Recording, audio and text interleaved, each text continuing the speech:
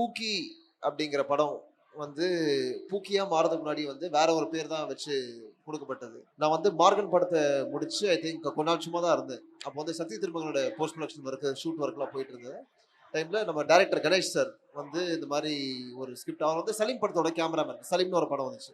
அந்த படத்தோட கேமராமேனு மாதிரி ஒரு ஸ்கிரிப்ட் வச்சிருக்காரு. ஒரு வாட்டி படிச்சிரு அப்படின்னு சொல்லி விஜயாண்டி சார் சொன்னாரு. சொல்லி அந்த ஸ்கிரிப்டை படிச்சது நான் அவரும் படிச்சிட்டாரு. படிச்ச உடனே இது வந்து பண்றோன்ற முடிவுக்கு வந்துட்டோம். ஏன்னா அது வந்து சார் பத்தி தெரியும் இல்லைங்களா? அவர் வந்து பெருசா ஒரு எலிமெண்ட் அதெல்லாம் எதுவுமே தேடுறதில்ல. அந்த படிக்கிற 2 மணி நேரம், அந்த படம் பார்க்குற 2 மணி நேரம் எங்கேஜா, என்டர்டெயின்டா போறோமா இல்லையான்றதான் மேட்டர் அப்படிங்கிற மாதிரி இந்த படம் அப்பேற்பட்ட படமா இருந்துச்சு. நான் வெறுமனே சாதாரண ஒரு லவ் ஸ்கிரிப்டா இருக்கும்னு நினைச்ச இடத்துல, இந்த ஜென்சி காலகட்டத்துல இருக்கிற எத்தனையோ புது விஷயங்கள் ஐடென்டிட்டின்றாங்க. அதுக்கப்புறம் புதுவிதமான லவ்ன்றாங்க. இதெல்லாம் வந்து அப்படியே ப்ராப்பரா கவர் பண்ணி வழக்கமா ஒரு சில விஷயங்கள சொல்றோன்றதுக்காக திணிப்பாங்க இல்லையா?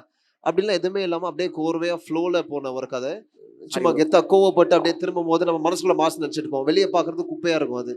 ஆனா அவங்களுக்கு வந்து என்னடா லூஸ்தனமா பண்ணாலும் கொஞ்சம் கியூட்டா இருக்கு. அப்படிங்கிற மாரி இந்த படம் வந்து ஃபுல்லா இந்த மாரி ஒரு compilation of pookie moments, cute moments அப்படிங்கிற மாரி பட்ட ஒரு படம். ஸோ கரெக்ட்டா டைட்டிலும் பொருந்துச்சு படத்துக்கு.